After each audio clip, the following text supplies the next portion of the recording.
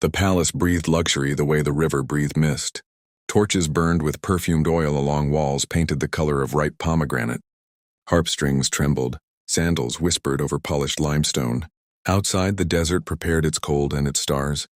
But inside the great hall of Men-Nefer there was only warmth and light. The curated weather of kings. Courtiers drifted like schools of bright fish. Bracelets chiming, eyes alert for favor. Servants poured wine the color of garnets into shallow cups shaped like open lilies, each ripple a small rehearsal for worship. Beyond the colonnades, painted hunts galloped across plaster. In the shadows between pillars, gods watched with the patient appetite of statues. Air tasted of honeyed bread and roasted goose. The floor remembered footsteps as if they were a language. A dozen languages, in fact, envoys from the south, scribes from the north, soldiers from everywhere. The palace had gathered them as a fisherman gathers a net, glittering, necessary, full of mouths. At the center, on a dais carved with lotus and falcon wings, the pharaoh sat beneath a canopy stitched with constellations. He was not old and not young in age that looks like certainty from a distance. On either side, tall braziers made a theater of him, turning breath to incense and shadow into ceremony. The golden nemes framed his brow. A thin smile held court on his lips. Tonight would be simple ritual. The first pressing of the season's wine, a libation to ancestors, a feast to remind the city that the world's axis was exactly where it should be under his chair. Stewards moved like chessmen around a board of protocol. Musicians lifted a hymn to Hathor. Dancers braided ribbons of silk through the air. Scribes recorded the distribution of favors with diligent cruelty. The palace cat, striped and aloof, patrolled the table legs as if inspecting soldiers. It paused at the foot of the dais, blinked with the bored wisdom of gods, and leapt up to a cushion as if it, too, had been invited. Laughter rose, soft, the kind that is allowed. The Queen Mother reclined, owning the room by habit. The great wife shone like a coin freshly minted. Princes traded glances. Princesses traded news. The High Steward's bald head reflected the firelight. The chief cupbearer, an elegant reed of a man named Passer, supervised a procession of amphorae sealed with wax and stamped with the signet of the royal vineyards. He tested every jar, tasting with the reverence of a priest and the suspicion of a guard. Nothing in his face suggested surprise. Nothing in his hands admitted error. Pharaoh lifted a hand and the music dimmed to embroidery. "To the river," he said, voice carrying without force, "that remembers our names even when we forget our fathers." Cups lifted. Bronze sang against bronze. The first sip would be his. The gods prefer an orderly world. Pacer himself stepped forward with the ceremonial cup gold, shallow, set with carnelian grapes and a rim thin as law. He bowed exactly low enough and offered it on open palms. The moment held the weight of nothing unusual. It was the kind of night historians skip. Beyond the pillars, palm fronds drew their slow calligraphy against the moon. A slave refilled a lamp. In that soft silence, the throne room seemed invulnerable to anything so vulgar as trouble. People loosened, the way bodies do when they believe that story. Only the cat looked past the dazzle and narrowed its eyes at the cup. Pacer waited with the pride of a craftsman who trusts his work. He decanted it himself, broke the seal, checked the mouth for dust, lifted it to the lamp. He had done this every season. Nothing ever slipped past him. Now he extended the ceremonial cup until the thin gold rim breathed in front of the pharaoh's mouth. The pharaoh leaned as custom required and paused. A pause so small it would have gone unnoticed anywhere, but a court trained to count heartbeats. His nostrils tightened, a falcon's flicker. The wine smelled of resin, sun-fired clay, grape.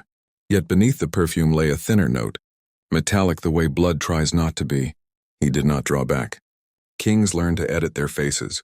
He rotated the cup as if admiring its carnelian grapes, and in that gesture let the moment breathe long enough for others to notice without admitting they had noticed. At the edge of the dais, a temple hound, long-backed and obedient as law, gave a thin whine.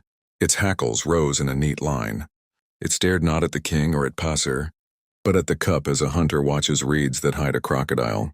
The palace cat flattened its ears and refused to purr. "My king?" Pacer murmured, exact and empty. The breath of inquiry that means nothing and everything. The pharaoh smiled kindly, almost, and lifted 2 fingers. Too slight to shame anyone who missed it. Too practiced to be improvised. The chief taster appeared from column shadow. A man whose profession is to stand between divinity and error. Pacer stepped back half a pace to make room for procedure. The taster bowed to the gods and to the man who hires them. He wet his lip with a single drop, waited the practiced count. He took a second, truer sip. The hall held its breath, though no one would confess to lungs. For a heartbeat, nothing. Then his shoulders crept as if a cold hand had found his spine. He bowed deeper and set the cup upon the tray with the care one gives a sleeping cobra. There is a bitterness beneath the sweetness, he said softly, meant for the king and accidentally for everyone. A shadow under the grape. The queen mother's rings clicked once. The great wife's fingers stilled. Only the Pharaoh looked almost amused, as if the room had misread his evening and he might let it. He gestured not to Pacer or the taster, but to a boy with a shaved head and eyes like questions. Water, he said. The boy ran and returned with a plain clay cup, steam feathering the air. The Pharaoh lifted the gold as if reconsidering, set it down, took the clay and drank like a soldier. The hall produced a measured laugh, grateful to be told it had misheard danger. The first pressing is for the ancestors, he said lightly. Let them drink before we do. Pacer bowed, but the corner of his mouth had learned a new shape. He signaled a runner, who vanished toward the storerooms. The dog lay with its head on its paws and did not take its eyes off the gold. The cat tucked its feet and watched. Under the orchestra of luxury, another music began, quiet, dissonant, impossible to ignore once heard. The king let conversation rekindle. Music returned, edged with caution. Pacer stood very still. The golden cup waited on the tray. The chief taster kept his eyes on nothing. Protocol, the Pharaoh said at last, softly enough that only officers could hear. The word was not fear. It was architecture. A captain raised his hand. From the north door 2 men entered, thieves taken at the keys. 1 young, 1 gray. The court accepted the ritual. Obedience is a ladder with no good place to stand when the wall falls. Pacer nodded to the taster, who lifted the cup. The younger prisoner snarled, struggled, was pinned, and had a mouthful poured between his teeth. He spat and tried to bite the rim. The older man took his turn without protest, eyes on the floor as if reading the last line of a story he already knew. They waited. The young man laughed, wild from terror, then staggered as if the ground had shifted without telling him. He clutched his belly with the tightness of a body that understands its arithmetic. He folded to a knee. The gray man closed his eyes and began to hum to an absent child. No one moved to help. Compassion is expensive at court. The first collapse came without drama. A knee missed. A forehead found stone. The second followed, slow, as if conceding a debate. The younger man retched a thin red thread that looked like wine and was not. His breath hitched. The older man's hum became a thread and cut itself. Silence grew. This is no accident, the queen mother said. The high priest found no prayer. The great wife sat carved. Princes and princesses leaned like uncertain moths. The Pharaoh's expression altered by the width of a grain. He did not rage. He did not weep. From which jar, he asked. Pacer named it. Vineyard. Row press, seal scribe. Date recited like a penitent. Bring 3 more from the same pressing. The Pharaoh said, and 2 from another. Men ran. The taster stood with his hands at his sides, a statue aware it was made of skin. Physicians came and waited. The young man slackened like rope left in rain. The older man sighed as if surprised that the door opened inward. The Pharaoh rose then, not dramatically, but as a tide rises quietly, changing the terms of everything it touches. Seal the hall, he said. The bronze doors answered with domesticated thunder. Guards took stations. He surveyed the assembly with a patience that was not patience. Someone here would have me drink with my ancestors tonight. Let us discover whose piety that is. He turned to the queen mother. Will you sit with me? She inclined her head the way a general acknowledges terrain. Together they faced the room. Pacer held the tray and felt the gold weigh more than metal should. A runner returned, breath broken, amphorae cradled like infants. The investigation began, and the knight, eager to be ordinary, put on armor. The cellars were a different country from the banquet hall, a cool, resin-sweet dark where jars dreamed in rows. Pacer moved first. The map lived under his skin. Vintages here. Oils there, pressings by flood and moon. Seals by scribe. 2 guards flanked him. The chief taster came behind, careful with his hands as if they might confess. The runner who fetched the jars stammered through his path. Pacer listened. Fingertips counting amphorae sycamore stoppers. Wax domes stamped with the jackal of the royal vineyard. He stopped at the lot that had supplied the ceremonial cup. The wax on one mouth was darker, as if breathed on by a coal. He scraped it. The top layer was new. Beneath it, an older stamp, the falcon with the broken pinion, showed like a scar. Who uses that mark? The taster asked. No one, Posser said. Not since the old steward died. He rolled the scrap. Grit rasped. A blackness that was not soot stained his finger. He touched it to his tongue and spat, eyes watering. Resin and something bitter that wants to be sweet. They drew the jar. Up close, the scent was wrong even to soldiers. Grape and clay. Yes, but also a coin on the tongue, a green almond whisper. The palace hound flattened its ears and crept backward until its shoulder touched the taster's shin. Pacer decanted a finger's width into a saucer and set it on the floor.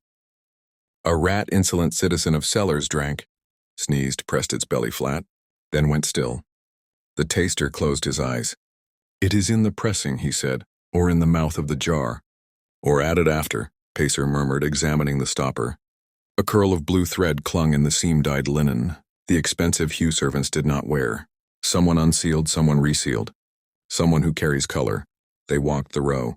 On a lower shelf, an amphora had a flawless stamp, but the wax showed a blister. Patched. Pacer heated a bronze needle, eased it under the patch, levered up an inner skin. Beneath, the ghost of the falcon with broken wing pressed in haste. 2 mouths on 1 jar. A store scribe offered his tablet. Clay listed parcels, harvest dates, press crews, supervisors. 2 names recurred: Mena, porter of the women's house; Hori, quartermaster of stores, brother to the great wife. The women's house received wine for perfume and offering. Perfumes had resins. Resins had shadows. Bring Mena, Pacer said, and Hori. The guards vanished. Before they returned, Pacer found a reed basket used for stoppers. In it, a single sycamore plug sat naked of wax. Along its rim, someone had pressed a ring while the bee's gift was warm. The imprint showed 2 sycamores twinned by a star. I have seen that ring, the taster whispered. At morning libation, on the hand that pours milk for Hathor, Pacer lifted the plug, the way one lifts a sentence that might be a verdict, and started up.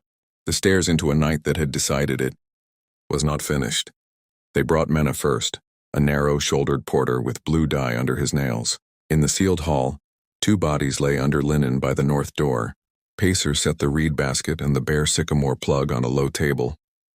You carry stoppers for the women's house, he said. Yes, Lord. You carried for the storerooms today. Lord Hori said the queen would honor Hathor. He wanted the new pressing ready. After sunrise, before the dancers, Pacer rolled the recovered blue thread. Servants do not wear this color. The dyers dried cloth in our court, Mena said. The wind made a mess. Pacer tilted the plug to show the ring mark. 2 sycamores and a star. Seen this? Yes, Lord. On my lady's hand at libation. And, he swallowed, on Lord Hori's cord when he manages her errands. They brought Hori, thick-necked, confident. He bowed. My king, the storm will pass. The vineyards do not boil wax, the Pharaoh said. Hori's eyes slid to the plug, to Mena, to the linen shapes. My sister's house required extra jars for perfume. Resins cloud wine. Perhaps a servant. Resins do not carve rat hearts like figs. The chief taster rasped, lips pale from the trace. Physicians steadied him. Pacer set cakes of damp clay on the table. Your rings, he said to Hori, to the great wife, to officers. Seals met clay. The great wife pressed hers 2 sycamores twinned by a star. The match to the plug's rim was intimate. Murmurs rose. The ring is my sister's, Hori said carefully. But jewels move where errands move. Were you in the cellars today? The queen mother asked. Yes, Hori said. Who else? Pacer asked. Mena's courage grew a little. A veiled woman, he said. Small, quick. Bracelets like rain. She carried a packet that smelled of flowers and sleep. A priest supplied kiffy, then regretted it. My perfumes are not poison, the great wife said. No, Pacer answered. But their room has a brazier for melting wax and privacy.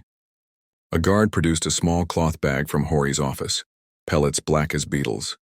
Glittering with resin. Opened, they breathed a sweetness with teeth. The palace hound whined. Temple offerings, Hori said. The scribe placed them. The scribe will tell us, the Pharaoh said. You will tell us why a ring's face kissed. A stopper when my cup remembered bitterness. Because our family bears your burdens, Hori snapped. then caught himself. "My king," the chief taster coughed. His hands trembled. Time thinned. The Pharaoh's gaze settled on his great wife. "Is your ring yours?" "It is." "Has it left your hand today?" "Only to bathe. I hung it on a cord. When I reached for it, it was tangled. My brother untied it." She did not look at him. Pacer turned the plug. Amid beeswax scars, a smear of blue lingered like a fingerprint of sky. He set it beside the clay imprints. The pellets menace fear. The table had become a story. "Bring the veiled woman," the Pharaoh said, "and anyone who hid her face." They found the veiled woman in the corridor, wrists red where a guard had gripped too hard. She kept her face hidden as they brought her in. The Pharaoh sat. The Queen Mother stood straight as law. Pacer laid the sycamore plug and the clay imprints on the table. The palace hound lay down and watched. "Name," said Pacer. "Tia, attendant of the women's house." "Who veiled you?" "My lady," she said, "to carry offerings unseen." "What offerings?" "Kifi pellets. For Hathor." "Who gave them to you?" "Lord Hori," she answered too quickly. "From his office." "Wrapped in cloth." "Did you go to the cellars?" "Yes, with Mena. We warmed wax. The cold makes it stubborn." "Who pressed a ring into the soft rim?" "My lady's ring was on a cord," she whispered. "She said a blessing would keep mishap away." "Which lady?" the Queen Mother asked. "The great wife," Tia said, and then, "and the second princess." A side door opened. The princess entered without a veil, bracelets chiming. She bowed. "Father." "We are counting seals," Pacer said. "Your ring, Highness." She extended her hand, a falcon rampant, not trees and star. "I have my own house," she said. "Were you in the cellars?" "Yes, we warmed wax for offerings. We blessed the mouths." "Did you bless a mouth that traveled to my cup?" The Pharaoh asked. "If your cup drank where gods were invited," she said, "your steward is devout." Pacer held up the plug. "This mouth bears the great wife's ring." The jar's wax was newer than the stamp beneath. "The pellets from Hori's office sweeten, then cut. The blue thread belongs to a robe that does not fetch water. I did not leave my court," the great wife said. "My ring left my hand only to bathe. I hung it on a cord. My brother untangled it." The princess smiled without warmth. "Then your ring ran errands." Pacer turned to Tia. "When the wax was warm, who pressed first?" "I held the plug," she said. The great wife touched the rim and spoke a name of Hathor. The princess pressed her falcon beside it. "Now the gods must agree," she said. "On which jar?" Tia pointed to an amphora near the dais. A porter's tally scratched the shoulder. The chief taster touched a drop with a reed, held it to the light. "Resin," he said. "Poppy. And something from earth that refuses priestly names. A little is devotion. More is murder." The Pharaoh's gaze moved from Hori to the great wife to the princess. "Why bless a jar that kills?" "Because houses must choose a future," the princess said.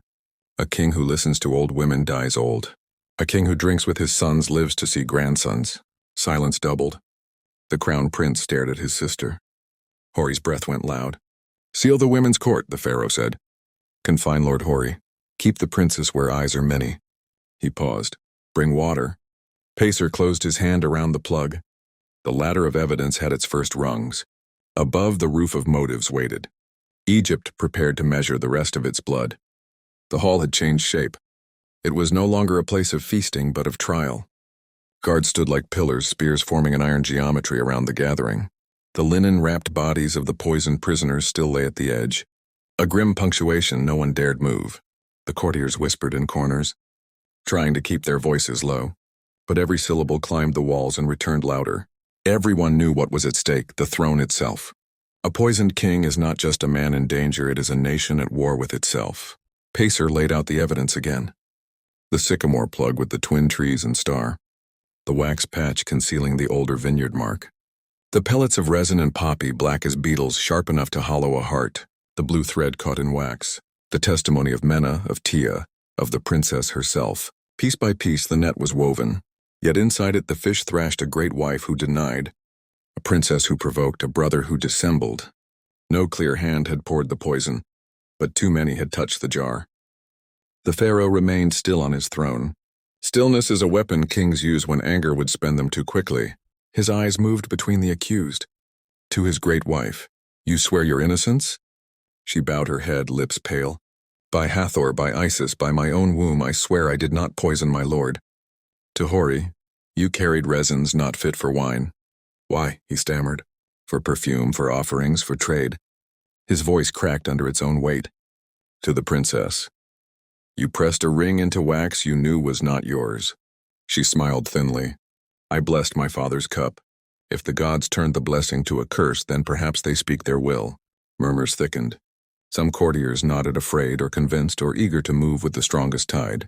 Others looked away, unwilling to watch treason where they could not intervene. The Queen Mother raised her staff, silver-tipped, and silence obeyed. The gods do not speak with wax, she said, voice dry as papyrus. They speak with consequence. Someone here believed their ambition stronger than their duty. At that moment the doors groaned. A captain returned with a trembling scribe from Hori's office, clay tablets under his arm. He laid them on the floor and knelt. These are tallies of jars, Lord. This one, he touched a line, was marked as sent to the women's house. But it returned here, sealed again.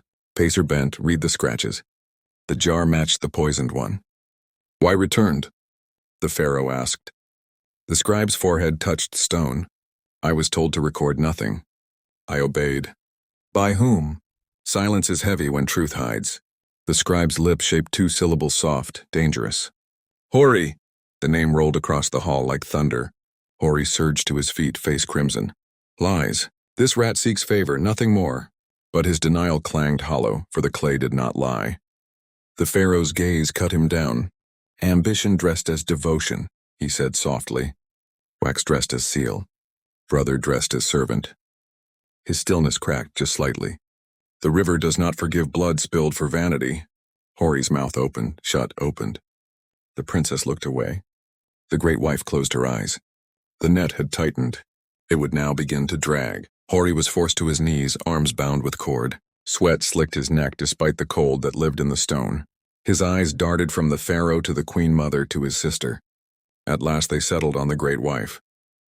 Tell him, he hissed. Tell him it was not me. She did not look at him. Silence can be cruelty more potent than words. The Pharaoh descended the dais slowly, every step measured. When kings step down, the world knows something is broken. He stood before Hori and held the sycamore plug in his hand. This mouth bore your sister's ring, he said, voice low. The wax hid your mark. The pellet sat in your office. The scribe wrote your command. Speak, Hori, do you confess? Hori trembled, but rage lifted him above fear. Yes, I confess. The hall gasped. He bared his teeth like an animal. I confess that this throne rots from within, that you sit deaf while Egypt weakens, that the gods chose another branch of blood long ago, and we, my sister, my house, are that branch. If poison carried justice quicker than words, then so be it. The words rang like steel dropped on marble. The courtiers reeled. Some covered their mouths, others leaned forward hungrily. Treason confessed is as intoxicating as wine. The Queen Mother struck the floor with her staff once, twice to restore breath to the hall. The Pharaoh did not flinch. He studied Hori with the patience of stone. You would murder your king in his own house, the Pharaoh said. You would spill Egypt into chaos to crown your vanity. The gods will measure this confession against your heart. He turned to the guards. Bind him for judgment at dawn. The sand will drink his pride. Hori laughed, broken, defiant. You may kill me, but my sister carries your name. My blood runs in your heirs. Poison travels faster than justice. His eyes darted to the princess. She held his gaze a moment, then turned away. In that small betrayal, his face cracked the look of a man who realizes too late that conspiracies are never shared equally. The guards dragged him back. The court buzzed like a hive struck open. Some cried for his death. Others whispered that his words had cut true. Passer replaced the plug on the table, hand steady but breath thin. The Pharaoh mounted the dais again. Stillness returned, heavier now, edged with finality. The net had not only caught a fish, it had torn a family from itself. Dawn's first pale thread crept through the high windows, painting the hall in silver. The banquet had become a tribunal. The bodies of the poisoned lay cold. Hori knelt in cords. The great wife sat rigid, face unreadable. The princess stood unbound but watched by 10 pairs of eyes. The Pharaoh rose and the room bent like reeds. Egypt has been given poison, he said. Not only in a cup but in trust, in kinship, in the marrow of our houses. Let all see what ambition does when it breeds in shadows. His voice was calm, and that calm was terrible. He gestured to the chief taster. The man trembled, lips blue, but he held up a reed dipped in the poisoned wine. Resin, poppy, bitter almond, he rasped. Enough to still a heart in 100 breaths. He coughed, nearly fell, caught by physicians. His body itself was testimony. The Pharaoh nodded. Truth has many witnesses: clay, wax, thread, tongue, and blood. Together they named betrayal. The Queen Mother stepped forward. And the Queen? She asked. Murmurs quivered like reeds in a wind. The Pharaoh looked at his great wife a long time. Her eyes glistened, but no tears fell. My ring was used, she whispered. My brother untangled it. My hands never touched poison. The Pharaoh studied her as if weighing not just words but years of bed. Counsel lineage. At last he said, Then your ring is blameless, though its mark will live in wax forever. To the princess he turned next. And you blessed with your falcon where another's trees had pressed. Why? She lifted her chin. Because a throne must be tested. If a king cannot taste danger and live, then Egypt cannot live through him. Gasps rippled. She added softer, But I did not poison the cup. I touched only wax. The Pharaoh's face did not change, but the silence around her thickened like clay. Egypt does not forgive easily, he said at last. But Egypt also remembers blood. You are my daughter. I will not slay you. Yet from this day you will not sit at my table nor walk in the women's house. You will live in the temple of Neith, where your blessings can harm no cup but your own. The princess bowed, lips trembling but unbroken. Exile is a knife that kills slower than poison. Hori was dragged to the outer court where Sand waited. His shouts echoed back into the hall, curses mixing with prayers. The great wife sagged, head in her hands. The Queen Mother lifted her staff once more. So it ends, she said. But the Pharaoh looked at the golden cup still resting on the tray, untouched, gleaming in the new light. No, he murmured. It begins. For even when poison is spilled, its shadow lingers. And in that shadow, Egypt would walk for many years. The eastern sky bruised into violet as dawn swelled over Men Nefer. The banquet hall, sealed through the night, opened its bronze doors to the courtyard where punishments were written in sand. Courtiers emerged, blinking, their silks dulled by fatigue, their whispers sharpened by fear. The Queen Mother walked at the Pharaoh's side, staff in hand, her presence a warning that judgment would not be theater but scripture. Behind them, bound in cords, stumbled Hori, his tunic torn, his mouth still wet with defiance. The courtyard smelled of lotus and dust. Soldiers formed a ring, their bronze points reflecting the pale light. Civilians pressed beyond the gates, craning for spectacle, for justice, for proof that Egypt's heart had not grown weak. They murmured Hori's name, spat, prayed, calculated how the fall of one branch might change the wind for their own houses. On a raised platform stood a block of red granite cold as a god's shoulder. At its base, a shallow pit where Sand waited to drink. The Pharaoh climbed the platform and faced the assembly. His eyes were rimmed with sleeplessness but steady. Egypt has been fed poison, he said, his voice carrying across the crowd. And from Egypt's own blood. My brother by law sought to drink my life so that ambition might wear my crown. For this crime there is no balance but death. He raised his hand and guards dragged Hori forward. The man struggled, snarled, spat curses that turned to pleas. I sought only Egypt's strength. I sought a king who could bleed like a man and rise like a god. My sister, my house. Your house chose wax over loyalty, the Pharaoh said coldly. Your sister sits blameless in body, but your hands have been weighed by truth and found guilty. He turned to the priests of Anubis who had come with jackal masks and linen robes. Mark his passage. They chanted low, a dirge that wound through the crowd like smoke. The executioner, broad and silent, approached with a blade of bronze honed to an edge like water. He pressed Hori's head to the block. Hori's eyes found the princess in the crowd. She did not look away, but her lips did not move. Betrayal is sometimes only silence. He roared one last curse to the gods, but the blade fell, swift, clean. Sand drank what poison had spared. The crowd gasped, then cheered. The roar of 1,000 throats affirming that order had not died. The Pharaoh raised his hand. Silence dropped like a curtain. So ends treason, he declared. So ends ambition that forgets duty. Let all Egypt see. The Nile runs only with those who guard it, not those who poison it. His words rippled outward, a stone in a river, yet as he turned away his jaw clenched. For even as Hori's blood soaked the sand, The poisoned cup still gleamed in memory, an unanswered riddle. After the execution, the court returned to the hall. But the grandeur had curdled. No music rose, no laughter wandered. Torches burned low, unwilling witnesses. The great wife remained seated at the dais, face pale, eyes hollow as unfinished statues. She had not wept when her brother confessed. She had not screamed when the blade struck. Now her silence was heavier than mourning, heavier than denial. It was the silence of someone who had lost more than blood could name. The Pharaoh approached her. Their marriage had been a bond of dynasties, forged for strength, tempered by ritual, cooled in children. Yet tonight it felt like a garment that no longer fit. "Your brother is gone," he said softly. "Egypt is steadied, but the cup still glitters. Was your hand in it?" His tone was not accusation, but exhaustion, the plea of a man who wanted rest from doubt. The queen lifted her gaze. Her eyes shone with moisture, but not tears. "I placed no poison in your cup," she whispered. "But I did not guard my ring. I did not guard my house.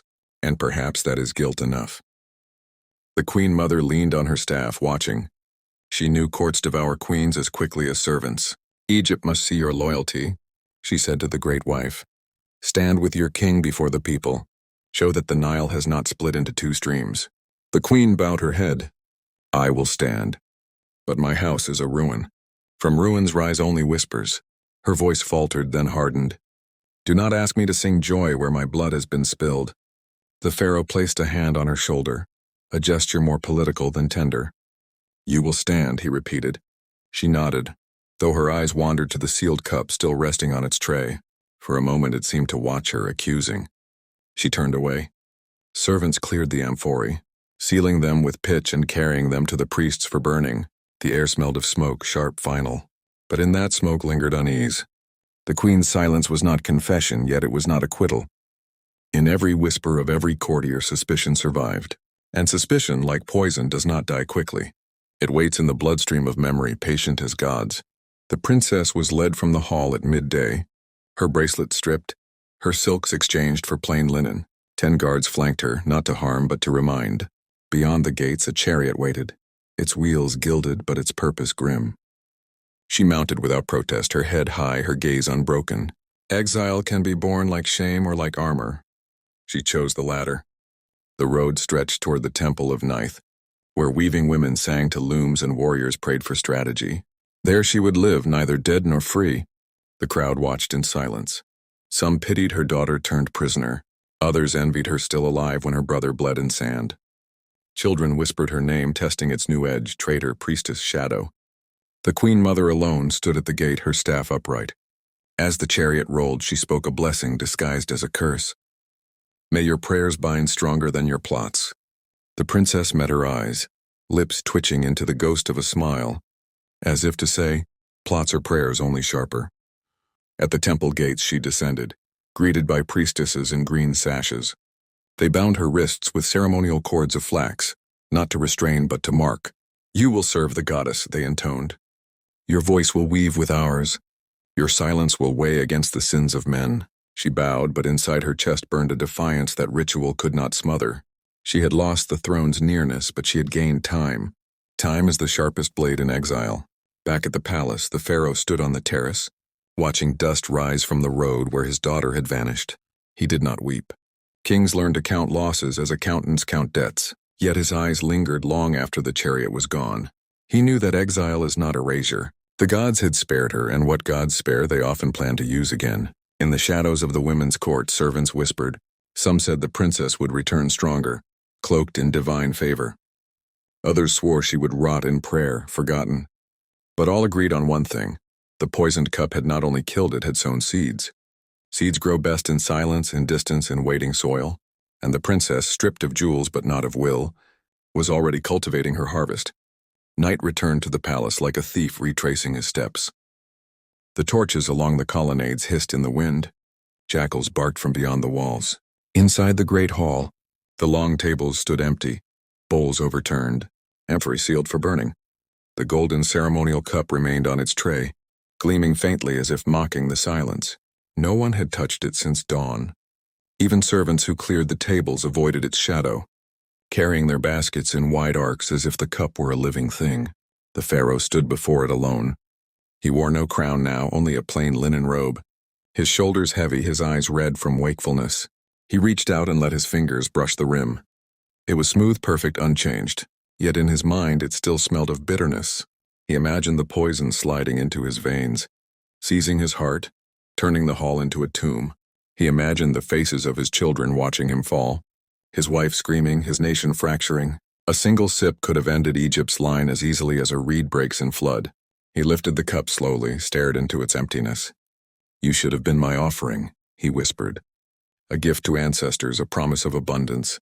Instead, you became a weapon." He turned it, watching torchlight glint off the carnelian grapes. "Do you mock me or do you warn me?"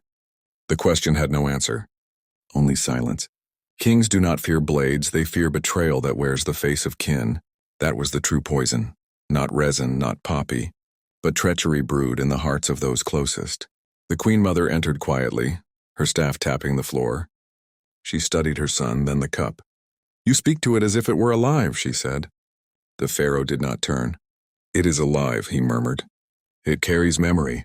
My brother's pride, my daughter's ambition, my wife's silence. Every time I look at it, I taste ashes." The Queen Mother's voice softened. "Then bury it, melt it, cast it into the Nile." He shook his head. "No, Egypt must remember. Forgetting is how poison breeds again." He set the cup back on its tray. Its gleam seemed sharper, crueler, as if satisfied to have survived the night untouched. The Pharaoh exhaled, long and weary. "It will not drink me tonight," he said, "but it will haunt Egypt for 100 years. He left the hall, but the cup remained, waiting, patient as a vulture on a branch. By morning, the court had reshaped itself. Courtiers arrived with measured smiles, pretending nothing had shattered. Scribes recorded tallies, priests offered prayers, soldiers drilled in the courtyard. Yet beneath the surface, suspicion flowed like an underground canal. Every glance was sharpened, every whisper stretched thin. The memory of Hori's confession, the sight of his blood, the exile of the princess all clung to the air like smoke. Egypt had survived the poison, but not unscarred. The great wife attended court, her jewels heavy, her face carved in discipline. She spoke little, nodded often, and endured the gaze of those who wondered if her silence was loyalty or guilt. Servants carried messages between houses with trembling hands. Rumors grew faster than bread rose. Some swore Hori's allies plotted revenge. Others whispered that the princess still ruled from exile through priestesses. Even the simplest acts, pouring wine, breaking bread, were now eyed as rituals of danger. Trust had become as rare as gold dust. The Pharaoh received envoys but heard more than their words. In their pauses, in their careful phrasing, he detected doubt. Did Egypt still hold strength, or had the cup exposed its veins? One envoy from the Delta dared to jest about wine too strong for kings. The Pharaoh smiled thinly but made a note. Jests can be daggers wrapped in feathers. At night he walked the gardens alone but for the hound. The lotus ponds shimmered, reflecting moonlight. He knelt, cupped water in his hand, and drank. "Better clay water than golden poison," he muttered. The hound whined softly, ears back as if it too remembered. He thought of the princess weaving prayers in Nith's temple. He thought of his son, the crown prince, watching all of this and learning that crowns are rings of thorns. He thought of the people, who would never know the full tale but would taste its shadow in every rumor. The Queen Mother joined him, slow and steady. "The court will heal," she said. "Time smothers whispers." He shook his head. "Time fattens them. They will grow until another hand lifts a cup." He gazed at the horizon where dawn was creeping.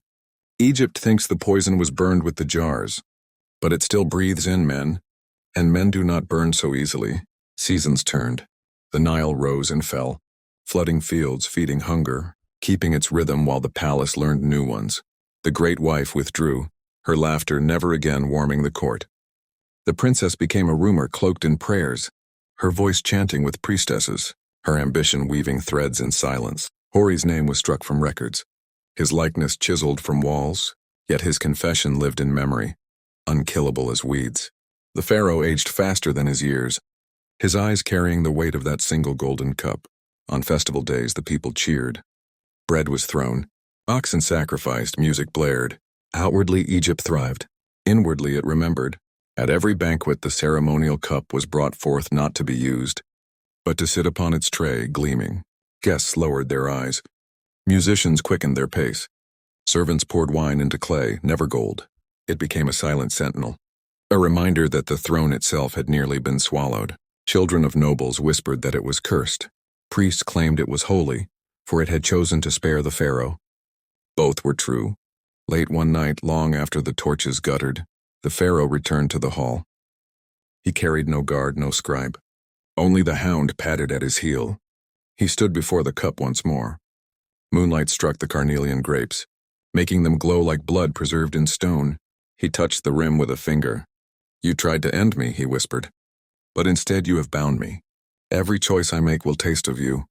Every trust I grant will smell of bitterness. Every air I raise will remember your shadow." The hound whined, pressed close. The pharaoh bent, kissed its head, then straightened. He lifted the cup. For a heartbeat, moonlight caught it like a crown in his hands. He did not drink. He never would. He set it back and turned away. His steps echoed, hollow as drums at a funeral. The cup remained silent and watchful. It needed no lips to drink, no throat to swallow. Its poison was memory, and memory lasts longer than kingdoms. In the centuries to come, scribes would forget many things, but not the night when Egypt's throne nearly drowned in a single sip. And so the story would live, not of victory, not of feast, but of a golden cup whose shadow was darker than wine,